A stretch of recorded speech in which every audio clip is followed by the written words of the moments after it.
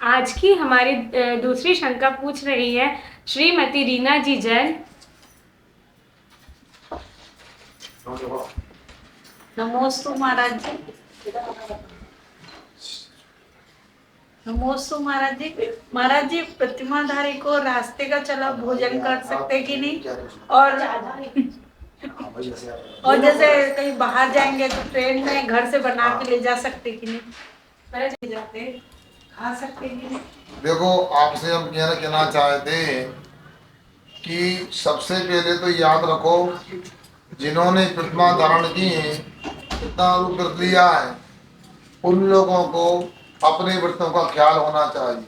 कभी कभी समाज में ऐसा होता है कि सुनो, रात के भोजन का तो त्याग नहीं है, और प्रतिमा लेने वाले की साधु संत की समीक्षा करने सलाह देने बैठ जाते हैं। ये गलत बात है। कहीं गलत भी होता है तो एकांत में उसको समझा सकते हैं। इनका प्रश्न है कि प्रतिमा धारण करने वाले लोग वे रास्ता चला हुआ भोजन कर सकते हैं क्या नहीं कर सकते, या रेलगाड़ी में यात्रा के समय गाड़ी में भोजन कर सकते हैं। आपको हम बता दें, मुनि महाराज के आहार की प्रक्रिया अलग होती है और वृत्ति ग्रस्त रागों की आहार की व्यवस्था अलग होती है। दोनों को एक साथ नहीं नापना। मुनि महाराज को भी ये बताया है कि पंक्तिबद्ध 7 घरों का भोजन कर सकते हैं।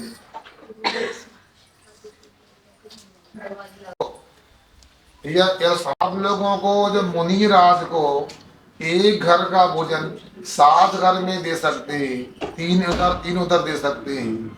तो आप लोगों को फिर क्या बाधा होती है कि ब्रिटिश लोगों को यदि आहार इस प्रकार उपयोग उपलब्ध होता है तो खाने में क्या बाधा है। दूसरी बात यह है कि देखो, मुनि मात की व्यवस्था अलग होती है, श्राप की व्यवस्था अलग होती है। अब पुराने वृत्ति लोग भी दूध की पुड़ी बना के ले जाते थे डब्बे आदि में रख करके, मगर इतना अवश्य अपने वस्त्रों की शुद्धि का ध्यान रखना चाहिए। रेलगाड़ी आदि में सीट पर अनेक प्रकार के ऐसे लोग बैठे रहते हैं जिनको आप लोग स्पर्श भी नहीं करते, इसलिए मैं सब वृत्ति लोगों को रेलगाड़ी में भोजन करना उचित नहीं। मगर कभी कभी आपातकाले मर्यादा नाश थी, बीमार है, तकलीफ हो रही है, रास्ते में उतरना संभव नहीं है, तो हम एकांत से निषेध नहीं करते, मगर कोशिश करना चाहिए वृत्ति लोगों को शुद्धि का भोजन करना चाहिए। और एक स्थान से दूसरे स्थान पर ले जाते हैं तो इसमें भी आगम में निषेध नहीं है। मुनि महाराज को भी एक घर से दूसरे घर में ले जा करके भोजन दिया जाता है, आहार दिया जाता है। और इसके बाद एक बात और ध्यान रखो कि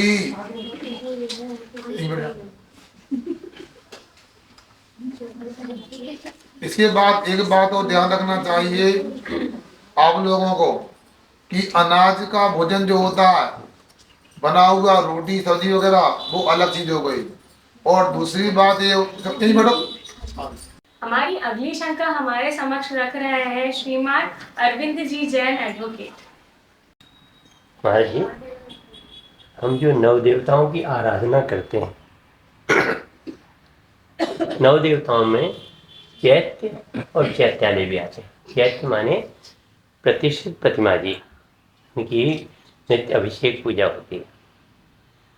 उनके प्रति अगर कुछ ऐसा, आज जबलपुर में हुआ हनुमान थाल मंदिर में, अनेकों प्रतिमाओं में पूरा मस्तक से लेके अभिषेक हुआ और उसका वीडियो बहुत से आए। तो इनको हम किस रूप में देखें? अब हम ये माने कि नहीं, अतिशय नहीं होता है, तो अतिशय तो हमने साक्षात देखा है आपके सानिध्य में, और एक नहीं अनेक अतिशय देखे कि नहीं देखे। मंदिर बना, विधान हुआ, पंच कल्याण हुआ, ये मामूली अतिशय नहीं है, और बिना तैयारी के हुआ और इतना अच्छा हुआ। तो मेरा निवेदन सिर्फ इतना है कि हमारे गुरुओं में तो अतिशय होता है, हमने ये प्रमाणित कर लिया, पा लिया, लेकिन जो इस प्रकार के अतिशय होते हैं कि भगवान का अभिषेक हो रहा है प्रतिमा का, इसको किस रूप में देखा जाना चाहिए? नमस्कार। देखो वकील साहब, ये ऐसा कई बार सुना गया है। मैं एक बार 2010 में सिरोंज में चतुर्मास कर रहा था गंज बसोदा के पास। वहाँ पर एक क्षेत्र नसिया जी, वहीं से एक दानव स्वामी की तपस्थली सिमल खेरी है। वहाँ जाते ही सामने से रास्ता है गुजरता है तो मेन रोड पर एक नसिया बनी भट्टा रंग जी की, उसमें लगभग 18 फुट की बाहुबली वन की प्रतिमा विराजमान है, 8 जिनालय है। वहां पर उस समय सूचना दी कि बाहुबली भगवान का अभिषेक हो रहा है। जाकर देखा प्रतिमा गीली थी, गर्भालय में पानी था, गीला था हल्का सा। इसके बाद वहां देखा ही, देखते ही पता लगा नगर में भी ऐसा एक प्रतिमा में अभिषेक हो रहा है। फिर हमको लगा कि ये प्रतिष्ठित प्रतिमा है, अतिशय हो रहा है, तो ये और भी तो देखें।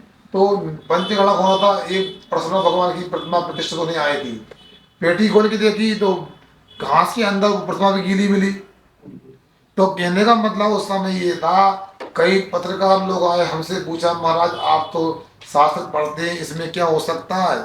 तो उस समय हमने उनको यही बतलाया कि देखो ये घटना जो है इसको आप लोग एक तरफा न लें। हो सकता है हमारी कोई शुद्धि में कमी हो गई हो, कोई चेतावनी के रूप में कोई देवों का संकेत हो सकता है, अथवा कोई चमत्कार भी हो सकता है, अथवा वैज्ञानिक कारण भी कोई हो सकता है। क्योंकि पाषाण भी अपने आप एक रसायन है, उसमें कौन सी रासायनिक क्रियाएं होती हैं। क्योंकि आपको पता है चंद्रकांत मणि होता, जल उसमें से निकलता, सुन रहे ना, सूर्यकांत मणि में अग्नि निकलती। तो इस प्रकार से पहले भी रसायन होते रहे, तो एक तरफा कुछ भी नहीं बोल सकते कि वो क्या हो सकता है। ये आप लोगों से हमारा कहना यह है, इस बात को तो अपन ज़्यादा विकल्प बना रखें, भगवान से इतनी प्रार्थना करें। अतिशय है तो अच्छी बात है, और नहीं भी है तो अपने को सावधान होकर के मंदिर में पूरी सावधान शुद्धि का ख्याल रखना चाहिए। अनेक प्रकार की अशुद्धियों में हम चले जाते हैं, पैर नहीं धोते, दौड़ लगा के मंदिर में पहुंच जाते हैं, और भी काम ऐसे करते हैं, छिल जाते हैं, अभिषेक कर लेते हैं। ये सब नहीं होना चाहिए। हमारे समक्ष अपनी अगली शंका रख रही हैं कुमारी आद्या जैन। दिख रहा है ना? नमस्ते महाराज जी मेरा प्रश्न ये है कि हम हमारी पॉकेट मनी का ऐसा क्या यूज करें कि वो धर्म के काम में होए। हाँ, बहुत अच्छा पूछा आपने। देखो बेटा, अब वैसे बच्चों के पास पॉकेट मनी नहीं होती, गुल्लक होना चाहिए। अपने घर में बच्चों की गुल्लक होती है, जो भी कभी मिलता है पैसा कहीं ना कहीं से रक्षाबंधन आदि पर संग्रह कर लेते। उस पैसे का अपने को अहिंसा धर्म की आराधना में काम करना चाहिए। हम अपने पाठशाला में अपने भाइयों को, अपने बहनों को, बच्चों को कोई अच्छा उपहार दे सकते हैं कि पाठशाला आते हैं उनको प्रेरणा मिले। उनके लिए कोई खाद्य सामग्री भी वितरण कर सकते हैं, उनको कोई पेन कॉपी भी दे सकते हैं, अथवा गौशाला में पशुओं की चारा के लिए भी दे सकते हैं। गरीबों की मदद भी कर सकते हैं, जो शाकाहारी गरीब हैं, बीमार व्यक्ति है पोषण भी प्रदान कर सकते हैं। बहुत सारे ऐसे माध्यम होते हैं। कहीं क्षेत्र में यात्रा करने जाते हैं, यहाँ क्षेत्र में कोई दान नहीं देता है, कहीं अंधेरा है, लाइट नहीं है, कहीं रंग नहीं हुआ है, तो इस प्रकार उपयोग कर सकते हैं। हम भी कभी आप लोगों की तरह थे, तो अपने पास जो गुल्लक में होता था तो हम ऐसे ही काम किया करते थे। स्वयं तो हम पुराने फटे पैंट भी अल्टर करा के पहन लेते थे, मगर जब किसी को आवश्यकता होती थी अपने पैसे का पूरा उपयोग करते थे। एक वृद्धा माता थी, हम इंदौर में पढ़ते थे, ठंडी में सुकड़ रही थी, हम पे एक मोटा चादर था, तो हमको लगा देखो हम तो युवा है, चल जाएगा। ये वृद्धा माता पता नहीं कल मिली नहीं मिली, ठंडी में सुकड़ जाएगी, तो अपना चादर उसको उड़ा के आ गए थे। तो हम भी ये रोजगार के काम कर सकते हैं, जिससे कई जीवों का जीवन बच सकता है। मूक पशु होते हैं, खाने को चारा नहीं मिलता, पीने को पानी नहीं मिलता, तो अपन ऐसे गौशाला आदि में जहाँ सही उपयोग पैसे का होता है अपने द्वारा ऐसी सामग्री दे सकते। कभी घूमने जाए तो गौशाला आदि जाओ, अपने हाथ से जानवरों को ठंडी गुड़ आदि खिला सकते, गुड़ के मेथी के लड्डू भी खिला सकते। ऐसे भी माध्यम हो सकते हैं जिससे अपने पैसे का पूरा सदुपयोग किया जा सकता है।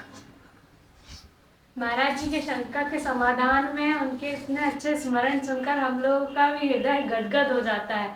इसी के साथ अगली शंका लेकर आ रही हैं श्रीमती सोनिया जी जैन। महावीर जी नाले से। नमस्ते महर्षि, नमस्ते महर्षि। मेरा प्रश्न ये है कि आवश्यकता ही आविष्कार की जननी है। तो महर्षि मेरा कहना यह है कि हमें ऐसा क्या करना चाहिए कि हमारा नव वर्ष शुभ हो, मंगलमय हो और मुनियों का सानिध्य हमें मिले और धर्म की प्रभावना होती है। देखो, आप लोग पुनः उस बात को याद कर रहे जरूर बताना चाहते हैं। आज की जनरेशन तो मैं आपसे कहना चाहता हूँ, सबसे पहले तो आपको आज के दिन ये बताना जरूरी है कि हम जैन संस्कृति में जीत रहे हैं। तो जैन धर्म का नववर्ष दीपावली होता है। हमारे अंतिम तीर्थंकर महावीर स्वामी का मोक्ष हुआ, उस दिन से नववर्ष प्रारंभ होता है। वर्तमान में 2550वां हमारा वर्ष चल रहा है। मैंने प्रातः काल कहा था, शायद आप नहीं थे, कि आप आज के दिन इतना करे नियम लेके आए, जब भी कोई तारीख लिखते हैं अपनी कॉपी में, रजिस्टर में, बही खाते में, कंप्यूटर में, तो उसमें हिंदी तारीख का उल्लेख जरूर करें। जैसे आज तारीख है पौष कृष्णा षष्ठी, दिन सोमवार, वीर निर्माण संवत 2550, इसको भी लिखें ताकि इसको पढ़ करके लोग समझ सकें कि जैन धर्म में भी नववर्ष मनाया जाता, किंतु वह मनाया जाता जो राम और महावीर से संबंध रखता है। इसलिए बच्चों को ये सिखाएं। एक बात तो यह है। दूसरी बात है, नववर्ष हम लोग किस प्रकार मनाते हैं, ये कहीं घूमने जाना, होटलों में जाना, ऐसा नहीं।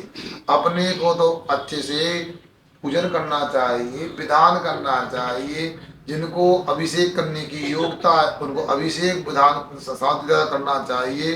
इसके माध्यम से ही अपनी संस्कृति को जीवंत रख सकते हैं और बच्चों में संस्कार दे सकते हैं।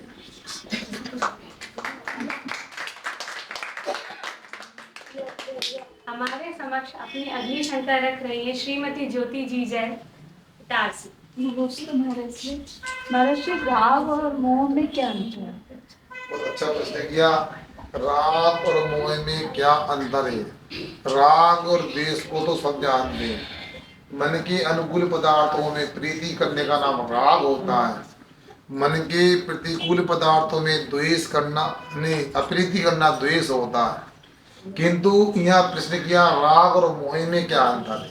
देखो, जो वस्तु अपने अनुकूल है वो अच्छी हो या बुरी हो, उसको अच्छा मानना है मोह होता है।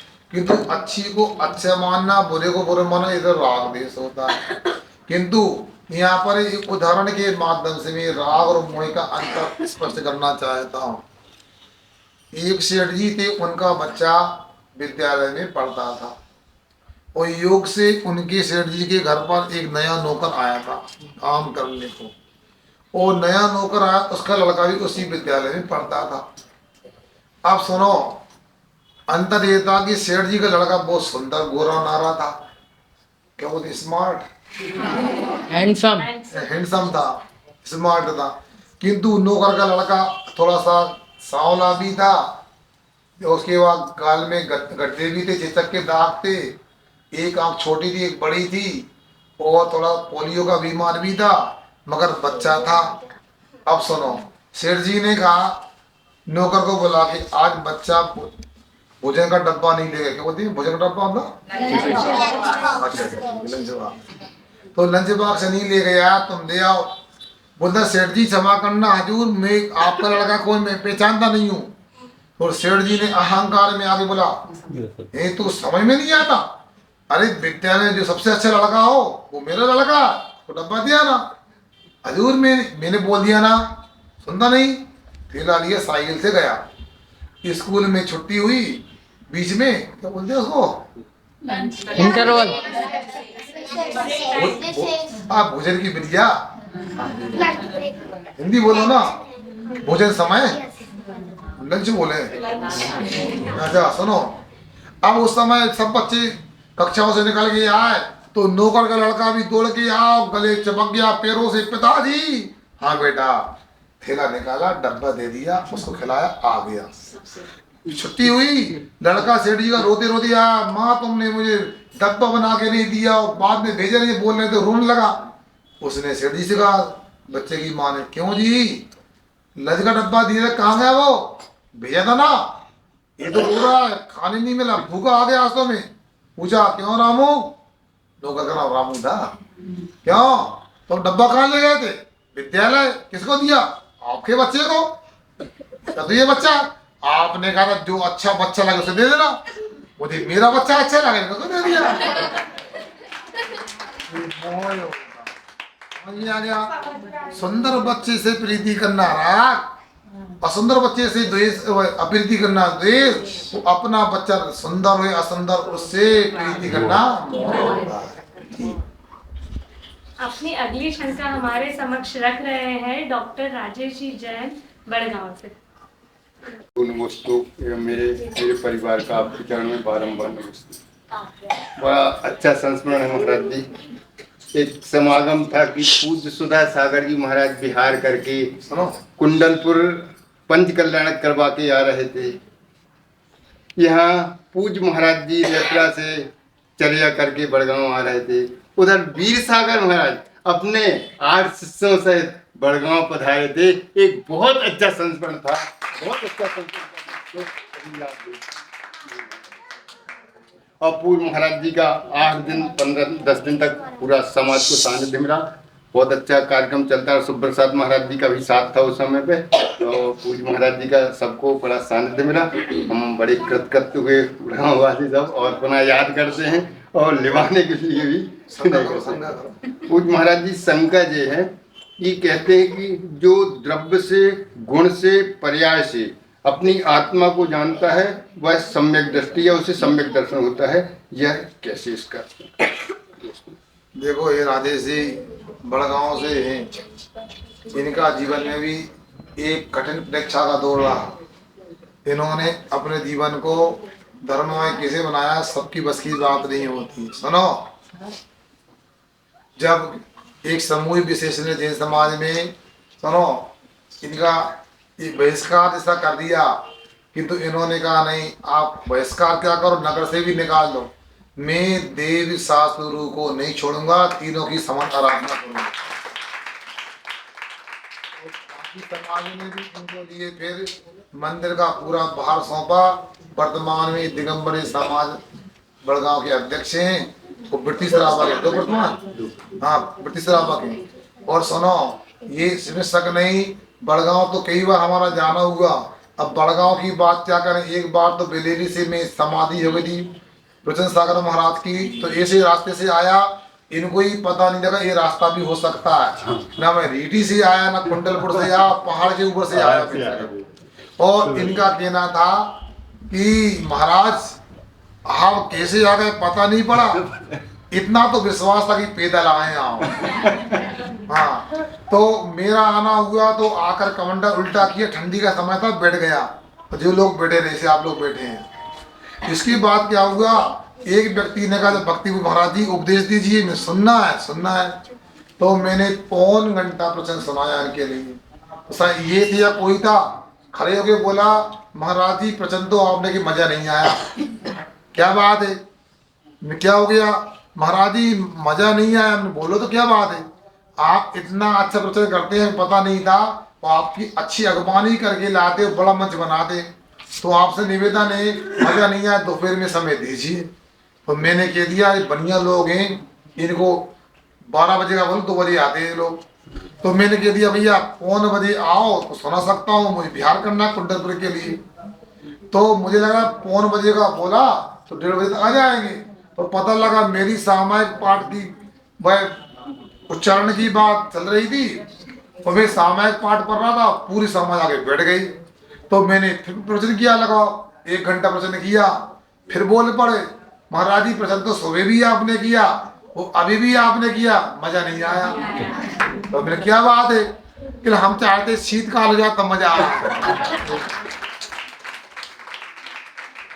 उस समय हमने सोचा कभी मौका मिलेगा तो कुंडलपुर महोत्सव के बाद में योग था कि हमारा बिहार हुआ कुंडलपुर से सीता कुमारी के लिए, मुनि वीर सागर जी का उधर हिंडोरिया से बिहार होकर बांदापुर से वहाँ पे आना हुआ, बांदा कुमारी आना हुआ, फिर आगे पीछे हमारा बिहार हो गया। 3 दिन हमें रुकना हुआ कुमारी में, वो पहले आ गए।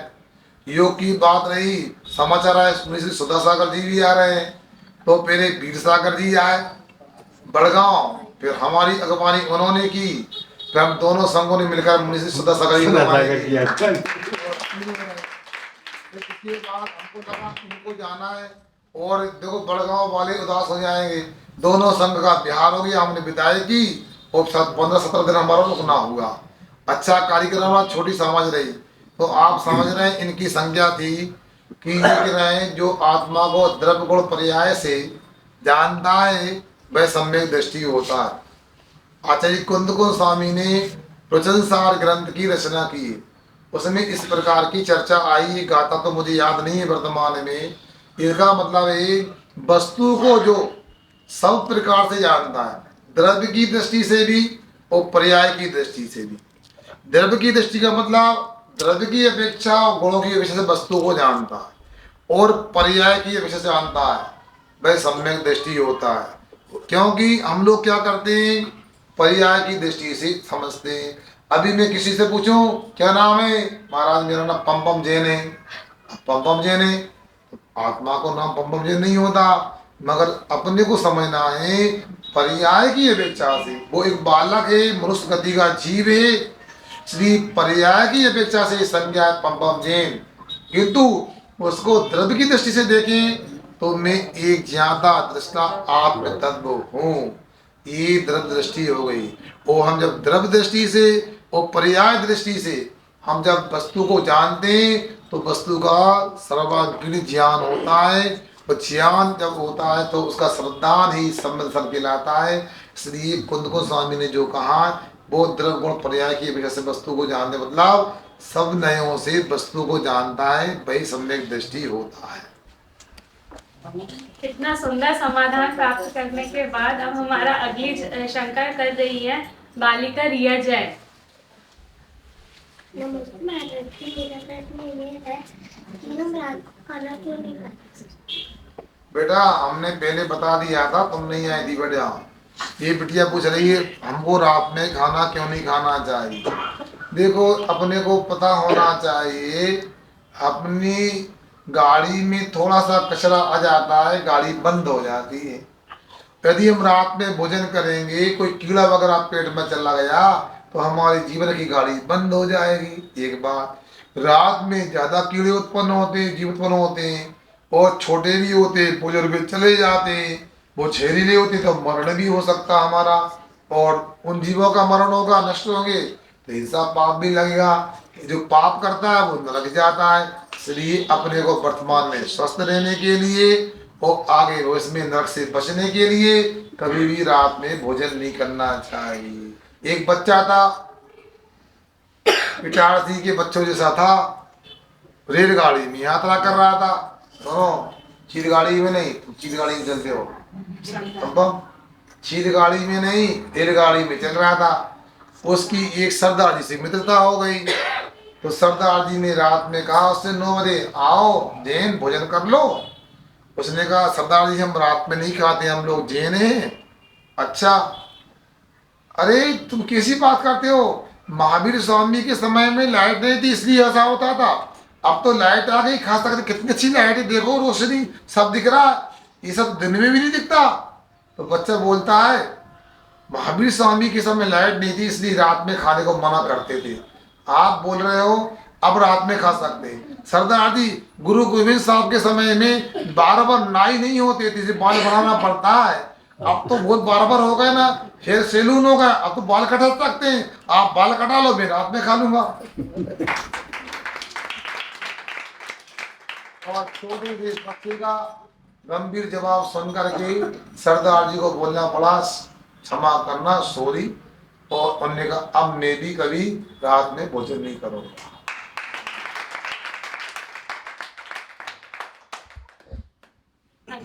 अगला शंका हमारे सामने प्रस्तुत कर रहे हैं बालक पम जैन। अरे नमस्ते महाराज जी, मेरा प्रश्न यह है कि तीर्थ यात्रा करने से हमें क्या फल मिलता है? अच्छा, मैंने सवाल बदल दिया। मम्मी ने बदल दिया। तीर्थ यात्रा करने से क्या फल मिलता है? देखो सुनो, तीर्थ कहते हैं किनारे को, जैसे नदी के किनारे होते हैं, लोग किनारे से नदी को पार करते हैं। उसी प्रकार संसार का किनारा प्राप्त करने के लिए हमारे अतिशय क्षेत्र देवों का विशेष कोई चमत्कार हुआ है, अथवा जैसे कोई मोक्ष गया है, अथवा कोई कल्याणक को प्राप्त हुए हैं, ऐसे जगह को तीर्थ कहते हैं। और तीर्थ कहते हैं ऐसे तीर्थ पर जाकर के विशेष विशुद्धि की प्राप्ति होती है, कर्मों का नाश होता है। इसलिए तीर्थ यात्रा करने से हमें मोक्ष मार्ग की प्राप्ति होती है और मोक्ष की प्राप्ति का मार्ग सुगम होता है। अब मैं आपसे कहना से सुनो, अब क्या हुआ, एक बार एक आश्रम में बच्चे पढ़ते थे और शिक्षक ने बताया था कि 2 प्रकार के तीर्थ होते हैं, एक निश्चय तीर्थ और एक व्यवहार तीर्थ। अपनी आत्मा में आत्मस्थ होना ये निश्चय तीर्थ होता है, और अतिशय सिद्ध क्षेत्र की वंदना करना व्यवहार तीर्थ यात्रा होती है। हाँ, किंतु याद रखो दोनों ही तीर्थ कर्म के कारण होते हैं। तो बच्चे की पढ़ाई पूरी हो गई, फिर बच्चा कहता मुझे तीर्थ यात्रा करने जाना है, शिक्षक से जाओ, मगर उन्होंने कहा देखो मुनि बन करके अपने आत्म तीर्थ की यात्रा करो, निश्चय तीर्थ की यात्रा करो। उन्होंने कहा गुरुजी मेरी सामर्थ्य मुनि बनने की नहीं, आत्म तीर्थ की यात्रा की सामर्थ्य नहीं है, इसलिए आपसे मेरा निवेदन है मुझे तो व्यवहार तीर्थ की यात्रा करने का आशीर्वाद दो। अब सुनो, वो यात्रा करने गया।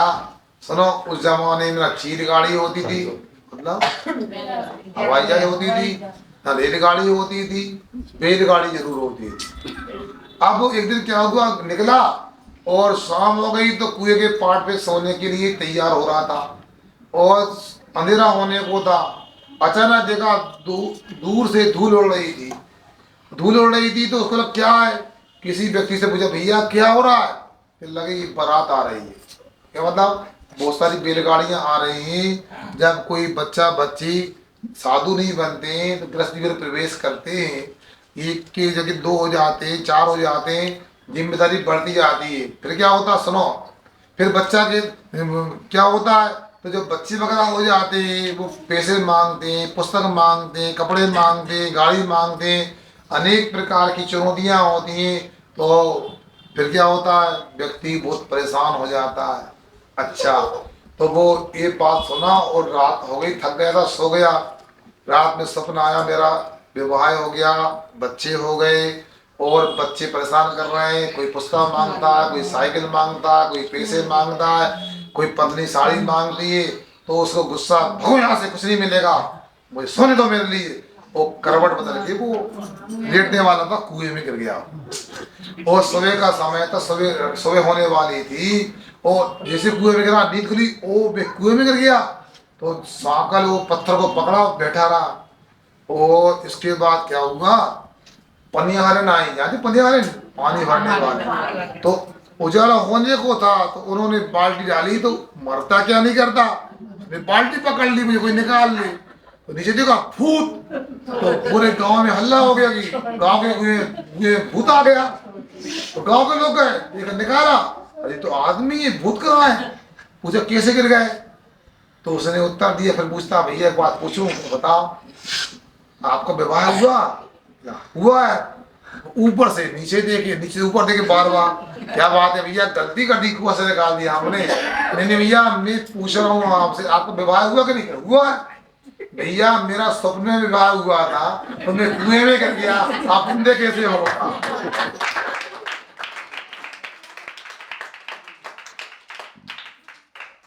हो गया। अंतिम प्रश्न अपनी अगली शंका हमारे समक्ष रख रहे हैं श्रीमान निशंक जी गोयल। महाराज जी, मेरी शंका यह है कि जैसे दुख और सुख जीवन का हिस्सा है, ये जानते हुए भी हम दुख में तो अत्यधिक घबरा जाते हैं और सुख में अत्यधिक खुश हो जाते हैं, तो इन दोनों के बीच में संतुलन कैसे बना के रखें? देखो निशंक, आप जो काम कर रहे हो, रात में हमारी पुरुष पाठशाला के विद्यार्थी बन के निर्माणी का स्वाध्याय कर रहे हो, पैसे में इंजीनियर हो, फिर पाठशाला में अध्ययन कर रहे हो, पाठशाला पढ़ते रहोगे और पाठशाला पढ़ते रहोगे तो आपको वस्तु व्यवस्था समझ में आ जाएगी। मेरी भावना में कहा है, वस्तु स्वरूप विचार खुशी से सब दुख संकट सहा करें।